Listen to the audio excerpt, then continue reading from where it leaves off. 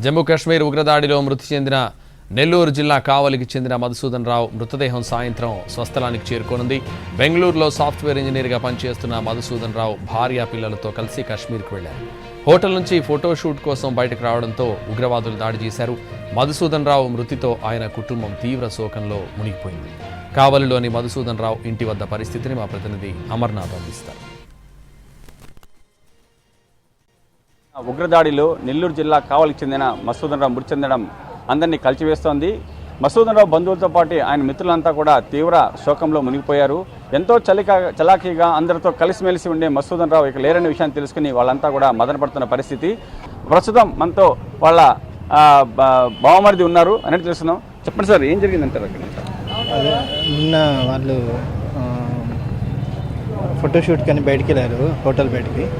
ఆ టైంలో అక్కడుండే వాళ్ళు అందరినీ అటాక్ చేశారు టెర్రరిస్టులు. మాకు నిన్న ఈవినింగ్ 7 o'clockకి ఇన్ఫర్మేషన్ వచ్చింది.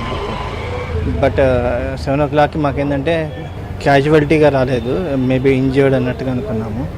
బట్ 10 o'clockకి డెత్ కన్ఫర్మ్ చేశారు. అక్కడ వాళ్ళు వెళ్ళి బాడీ ఐడెంటిఫికేషన్ చేశారు హాస్పిటల్లో. 10 గంటలకు మాకు తెలిసింది. మృతదేహాన్ని ఎప్పుడు తీసుకొస్తామన్నారు? ఏమైనా సమాచారం ఇచ్చారు అధికారులు? ఈ టైంలో నాకు తెలిసి మాకున్న సమాచారం ప్రకారం ఇప్పుడు సాయంకాలం 7 ఆ ప్రాంతానికి చెన్నై చేరుకోవచ్చు. 7 కానీ 8 ఆ టైంలో అక్కడి నుంచి చెన్నై నుంచి మనకి ఇక్కడ కావలికి తీసుకొస్తారు. తల్లిదండ్రుల పరిస్థితి ఎలా ఉంది? పాపం వాళ్ళు ఇద్దరు అనారోగ్యంగా ఉంటారు, కొంచెం ఏజ్డ్ పీపుల్. వాళ్ళ ఫాదర్ వచ్చి హార్ట్ పేషెంట్. సో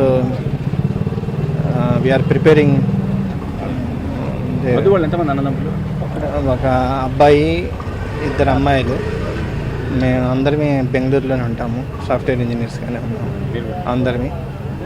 వాళ్ళ ఫాదర్ ఇక్కడ అరటికాయల వ్యాపారం చేస్తారు.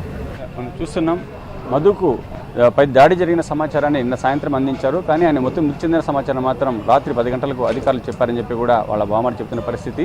కానీ ఈ ఘటన మాత్రం కావలినందరినీ కూడా తీవ్రస్థాయిలో కలిచివేసింది. బంధుమిత్రులంతా కూడా వచ్చి వాళ్ళని పరామర్శించిన పరిస్థితి. మృతదేహం అర్ధరాత్రి చేరుకునే అవకాశం ఉందని చెప్పి కూడా బంధువులు చెప్తున్నారు. వీడియో జర్నలిస్ట్ ప్రదీప్తో అమర్, ఎన్టీవీ, నెల్లూరు.